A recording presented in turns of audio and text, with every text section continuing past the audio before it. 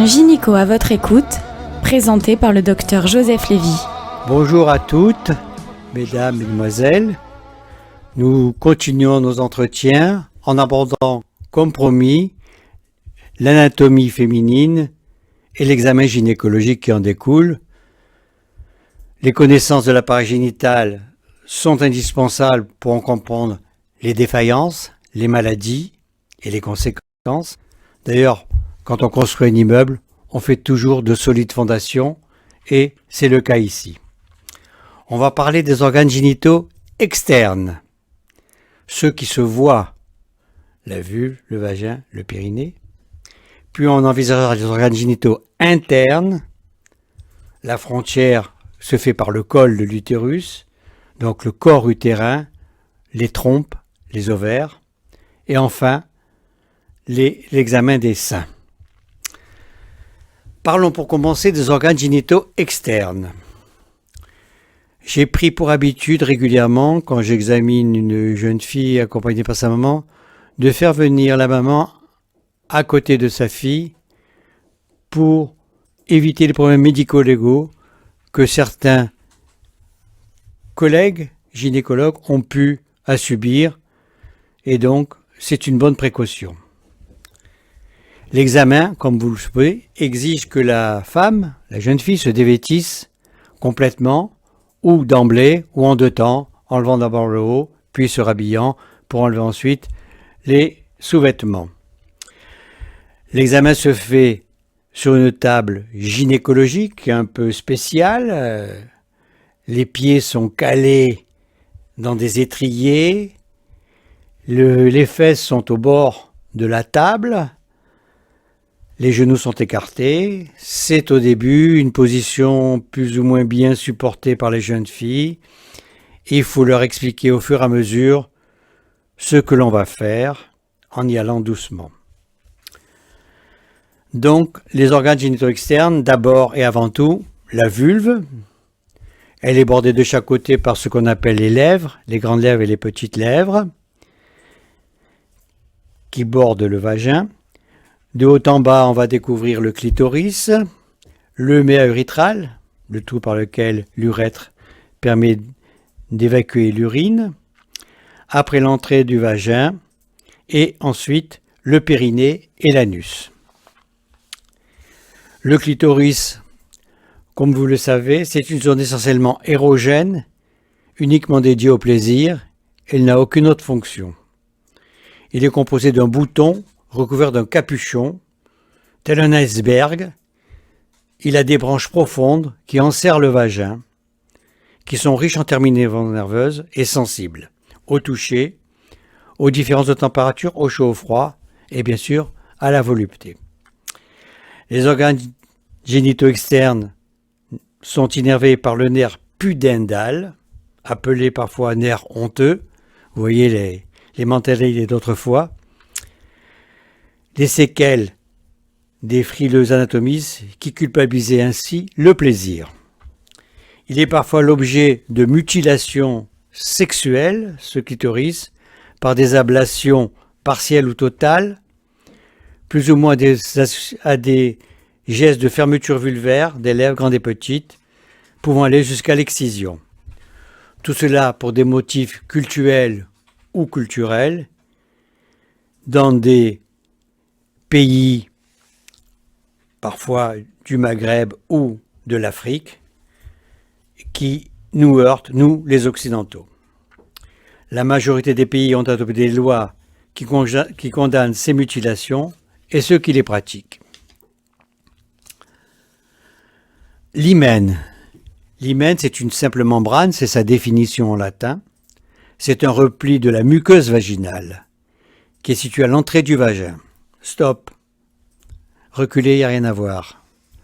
Il est perforé en son centre pour laisser s'écouler le sang des règles. Parfois, des malformations le touchent et ferment complètement le vagin, formant ce qu'on appelle l'hématocolpos par accumulation du sang des règles précédentes. Après les premiers rapports, cet hymen se présente sous la forme de reliquats qui existent à l'entrée du vagin. Dans certaines communautés, la pression plus ou moins forte du respect de l'intégrité de cette membrane oblige à exposer le lendemain de la nuit de noces le drap ou la chemise de nuit tachée de sang, prouvant ainsi la virginité préalable et que le mariage a été consommé. Certaines femmes sollicitent les gynécologues pour réparer cet hymen, comme il est arrivé parfois avant leur futur mariage, ayant consommé bien sûr préalablement par rapport sexuel, et elles évitent ainsi par cette intervention que l'on appelle l'hyménoplastie, elles évitent ainsi le déshonneur. Le périnée, il est situé en arrière de la vulve, il est recouvert de la peau normale, il va de la fourchette vulvaire, l'extrémité inférieure de la vulve, jusqu'à l'anus. Il soutient les organes génitaux externes comme un hamac soutient quelqu'un qui se réfugie dedans. Il s'étend jusqu'au coccyx et ces défections, ces faiblesses peuvent entraîner des descentes d'organes que l'on nomme de manière scientifique des prolapsus génito-urinaires. Il est parfois déchiré par des épisiotomies, qui sont des déchirures volontaires faites par la sage-femme ou l'accoucheur pour agrandir l'anneau vulvaire et laisser passer une tête d'enfant qui fait parfois 35 cm de diamètre. Pas de diamètre, mais de circonférence. Le spéculum ensuite, qualifié de barbare parfois, nous avons abandonné les spéculums en métal pour avoir des spéculums en plastique transparent qui sont beaucoup moins froids que les spéculums en métal que nous avions eu l'habitude d'utiliser autrefois. L'examen du vagin nécessite, pour faciliter l'introduction, parfois que l'on couvre les lames de ce spéculum par une mince couche de gel pour ne pas nuire, afin de ne pas nuire à la pratique des frottis vaginaux qui vont suivre.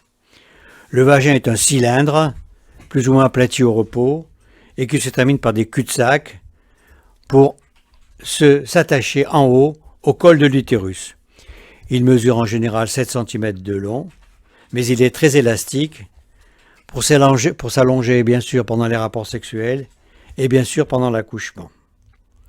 Les pathologies que nous verrons et qui touchent le vagin sont les prolapsus génitaux, parfois avec leur composante urinaire, des fuites d'urine à l'effort, les infections des glandes qui bordent le vagin de chaque côté, qui sont les glandes de Bartholin, donnant des infections que l'on appelle des bartholinites, nécessitant incision ou antibiothérapie ou les deux. Et enfin, nous parlerons du vaginisme. L'examen du col utérin est facilement accessible sans lubrifiant ou avec un peu d'eau. Il se présente comme une boule de couleur rosée, conique de taille variable selon le nombre de grossesses précédentes.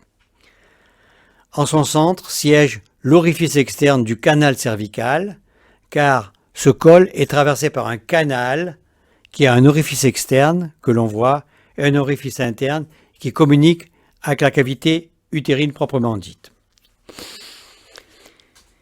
Il est petit chez les nullipares, plus ou moins gros et déchiré chez les femmes qui ont eu plusieurs enfants.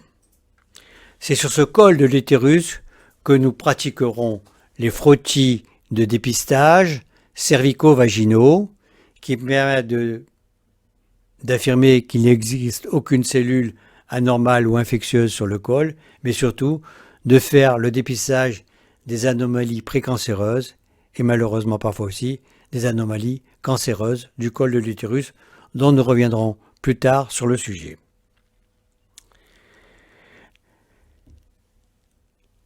L'examen de la glaire cervicale est important car il renseigne sur l'équilibre et le bon fonctionnement hormonal de votre cycle menstruel, mesdames, et dans les explorations de stérilité.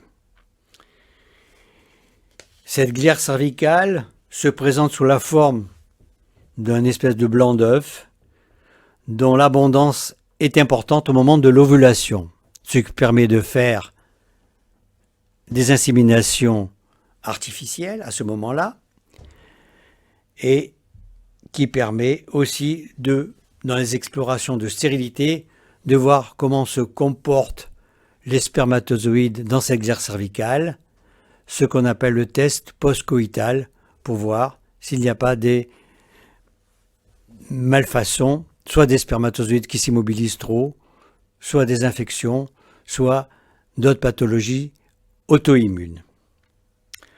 Quelle est la fréquence des frottis vaginaux? Nous y reviendrons, mais je vous en parle tout de suite.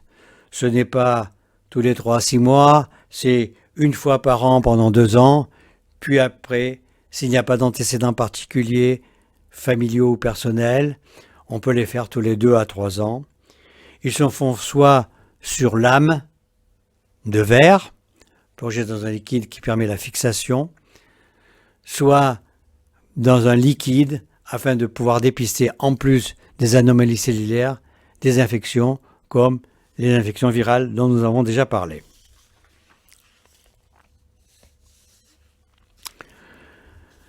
La coloration du col que vous verrez faire par votre gynécologue est faite pour mettre en lumière des anomalies de petites zones sur ce col pouvant orienter vers des biopsies dirigées.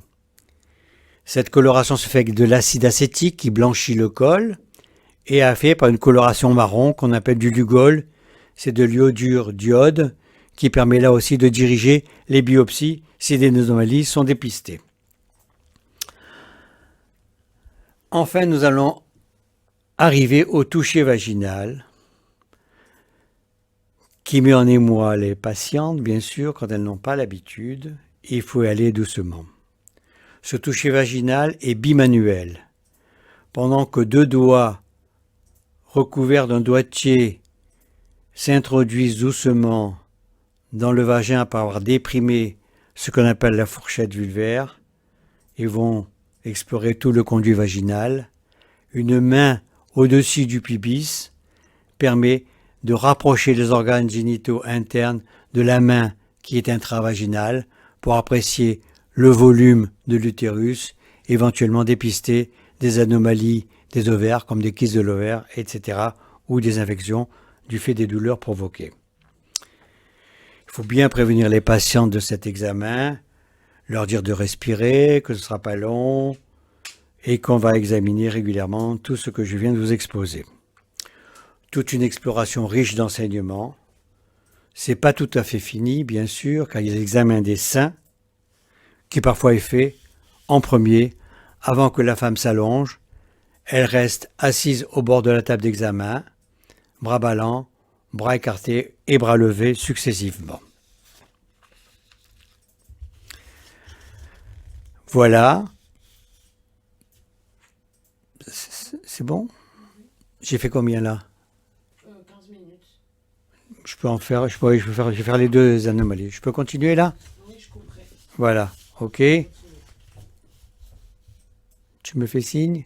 Quand vous voulez. Alors, bon, je viens de vous exposer les organes génitaux externes, sans m'apesantir, mais je reviendrai régulièrement quand j'aborderai les pathologies qui les concernent. Je vais vous parler de 2 à 3 anomalies qui touchent ces organes génitaux externes. D'abord, la bartholinite. C'est une infection de la glande de Bartholin, qui sont comme les gardiens du temple, comme je vous l'ai dit, qui sont de chaque côté de l'entrée du vagin et qui sont infectés par des sécrétions qui contiennent soit des virus, soit des germes la plupart du temps. Cette infection crée une boursouflure douloureuse, plus ou moins remplie de sang, et dont le traitement est uniquement chirurgical, parfois précédé ou encadré d'une cure d'antibiotiques. On fait une incision, on draine, on mèche, et s'il y a des récidives plus tard, eh bien, il faudra aboutir à l'exérèse complète, mais il faut être conservateur au maximum, car la glande de Bartholin participe à la lubrification du vagin pendant les rapports sexuels. L'autre pathologie, plus embêtante est celle que l'on appelle le vaginisme. Qu'est-ce que c'est que ça que c'est? 1% des femmes en souffrent. C'est une contraction réflexe involontaire du vagin, incontrôlable, par les muscles qui la cernent, aussi bien autour du vagin qu'au niveau du plancher du périnée. Elle rend la pénétration par le pénis, la pénétration du vagin très douloureuse, avec une réaction de resserrer les genoux et de refuser cette pénétration. Impossible, aussi bien d'un doigt ou même d'un tampon, et encore pire, du spéculum, quand elles veulent passer un examen gynécologique. Les causes du vaginisme sont bien sûr la peur, la méconnaissance de leur anatomie intime. Elles sont aussi parfois la conséquence de l'atrophie qui survient après la ménopause, la sécheresse par privation hormonale de ces organes cibles. Elle est parfois secondaire à des rapports sexuels douloureux, maladroits, voire une agression sexuelle, si ce n'est un viol. Mais la bonne nouvelle, c'est que le vaginisme n'est pas une fatalité.